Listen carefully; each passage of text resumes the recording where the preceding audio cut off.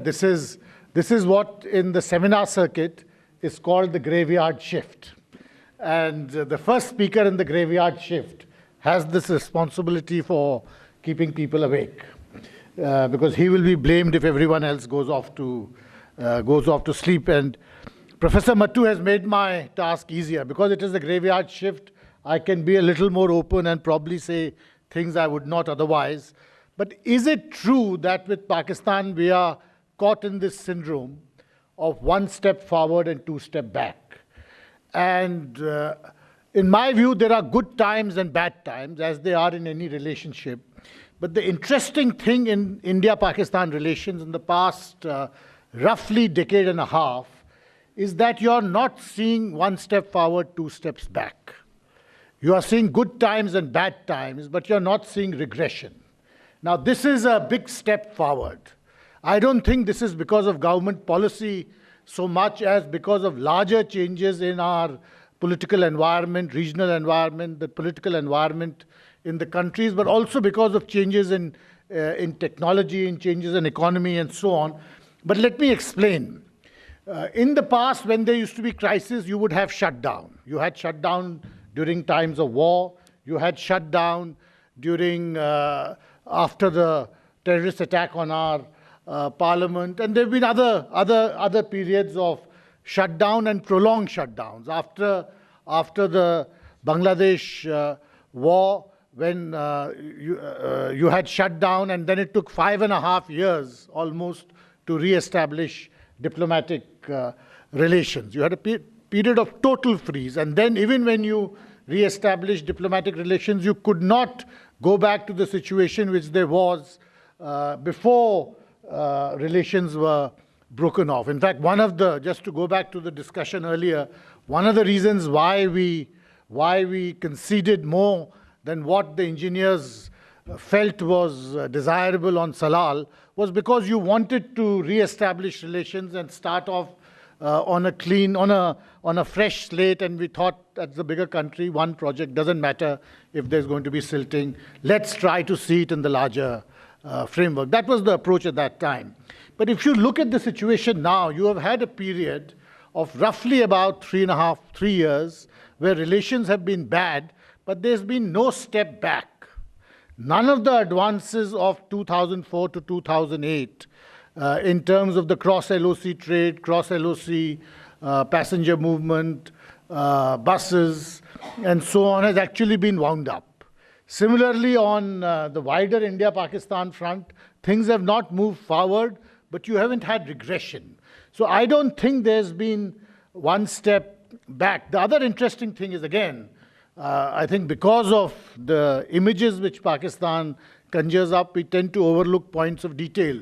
For instance, in South Asia today, you can see Bollywood films in Pakistan, but you can't see Indian films in Bangladesh. Bangladesh is possibly our closest partner in South Asia today, but your films cannot be shown over there. But in Pakistan, where you have very poor relations for a long period of time, Bollywood is provides the political vocabulary of Pakistan. So I think now why does this happen? Now this is the interesting thing. Is it because something has changed in Pakistan, or has something changed in India, or has something changed in the relationship? And I'll move on from this, but I want to give one more example, something which is very recent. At a bad time, when nothing has been happening on the bilateral front, things have been frozen, there's been a great deal of rhetoric exchange on both sides, the situation in J&K has been what it is, you have this major breakthrough for Kartarpur Sahib. Now, the earlier breakthroughs on the LOC took place at a period when relations were on the upswing. You had sustained diplomatic interactions. You had a great deal of application of mind in a constructive way, which led to measures such as the agreement on cross-LOC trade, cross-LOC buses. How does something like Kartarpur Sahib happen suddenly on its own? Now, you are embarking on a path which has no precedent in India-Pakistan relations. Pilgrimages being allowed both sides. Both countries have conceded from 47 onwards that yes, pilgrims should be allowed to visit heritage sites. But this idea of a corridor has something which has vaguely been talked about, but it was never a tangible possibility. And suddenly in this very bad period of bilateral relations, this thing emerges out of nowhere.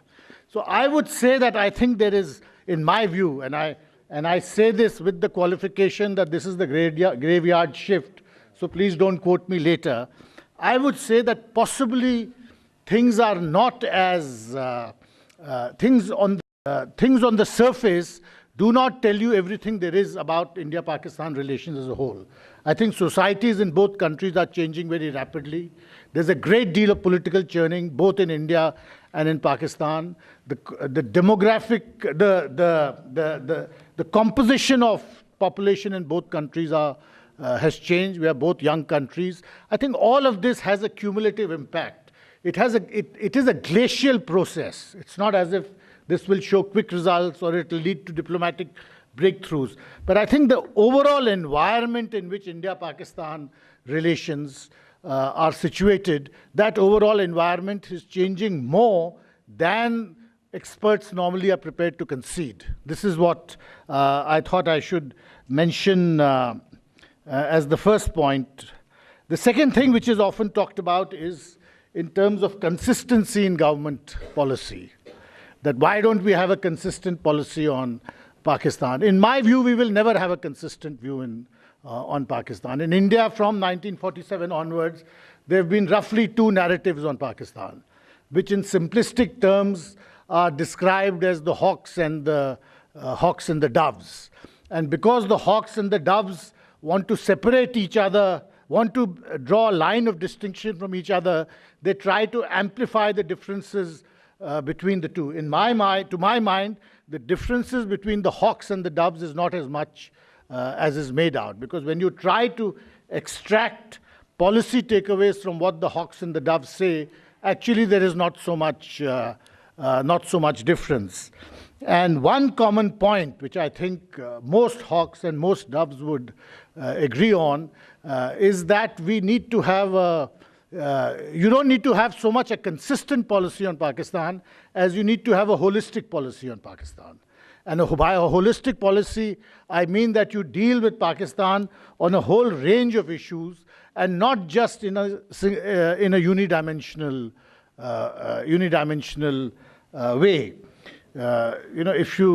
There's something which comes to my mind. If you paraphrase, someone once said that you can paraphrase Mark Twain to say that if the only instrument you have in your hand is a hammer, then you'll keep looking around for nails to hammer in.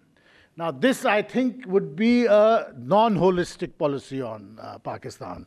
As someone who has lived in Pakistan, I feel that we have at one level no levers with Pakistan. It is a country of 200 million people. Their identity is informed by a history which they want to project as being totally different from your history. They, by and large, grow enough to feed themselves. They have nuclear weapons. So in that sense, you have no levers on Pakistan. There is nothing which you or any other outside power can do to force Pakistan to do something. But on the other hand, you have enormous other levers on Pakistan. I mean, I firmly believe that if there is a cultural hegemon in Pakistan today, it is India. I think we don't understand that in all its complexity. Now, if you see yourself as a country of enormous influence in Pakistan in different ways, and I think our influence has worked in numerous ways which we don't take into account. For instance, the development of your institutions, in particular your Supreme Court, your Election Commission, your other institutions of state, have had a formative influence on Pakistani institutions and in fact on all institutions in South Asia. This is again an enormous point of influence if you care to exercise it.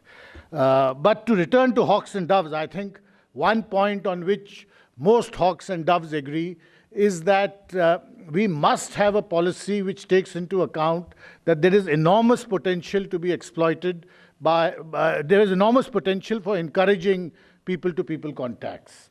And having a restrictive visa policy is not a holistic approach to Pakistan. And certainly, if one sees the approach which has been the basis of our policy for the last 20, 25 years, I think encouraging people-to-people contact, encouraging contacts between scholars, between academics, between journalists, between the political class, is something which has to be an intrinsic part of our policy. We cannot deal with Pakistan unidimensionally only in military terms, because that has its own limitations. The military has a role, yes, very definite role, but it cannot, your policy cannot be based on just the military evaluation of Pakistan.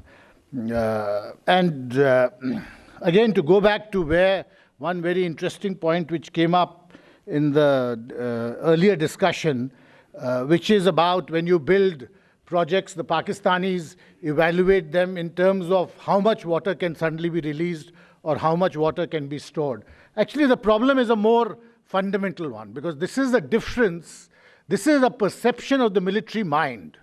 The military mind is trained to only evaluate capacities. Their view is, from the time you're a lieutenant or a captain, you're taught that what is the capacity of your adversary.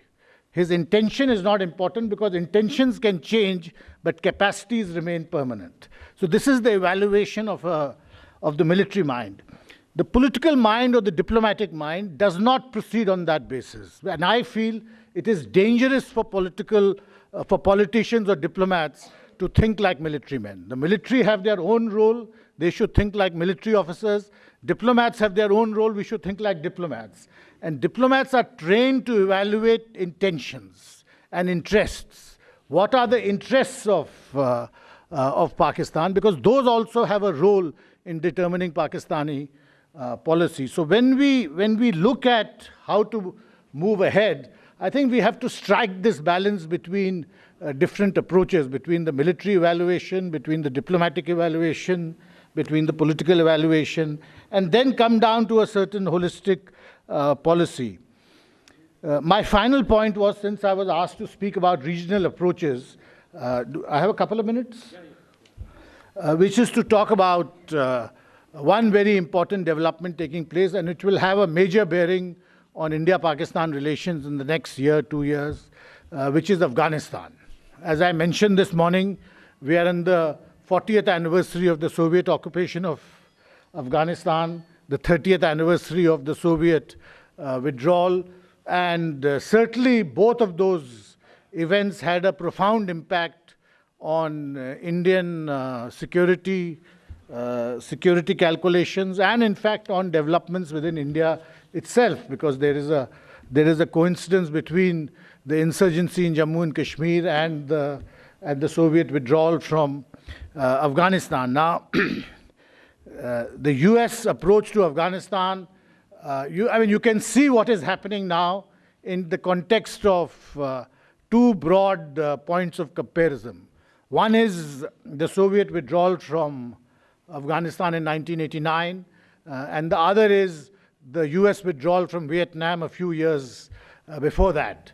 What exactly will be the template for Afghanistan? Will it be one or the other? Will it be something in between? We don't know. We have to wait and see. But very clearly, things in Afghanistan are going to change. Whether they change for the better or for the worse is largely still up in the air, and it is really for the Afghan people to decide for themselves. To my mind,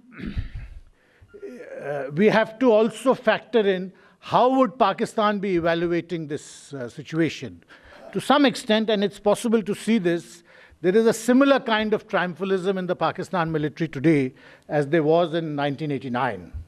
That just like we defeated one superpower in 1989, we are defeating the other superpower today in 1919.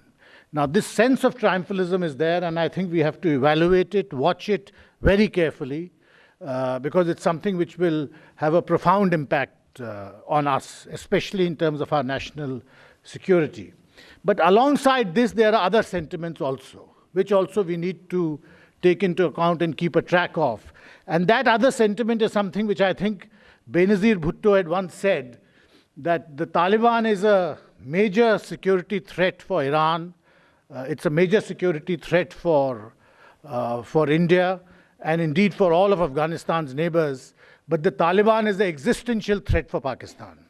Now, there's something to be said for that, because if you see the churning which has taken place in Pakistan in the last 10 years, it is possible to see that some kind of balance has shifted in Pakistan in terms of how they approach KPK and the Pashtun populations in Balochistan. I think this churning amongst the Pathans, which is taking place in Pakistan, is something which is quite extraordinary and has a great deal of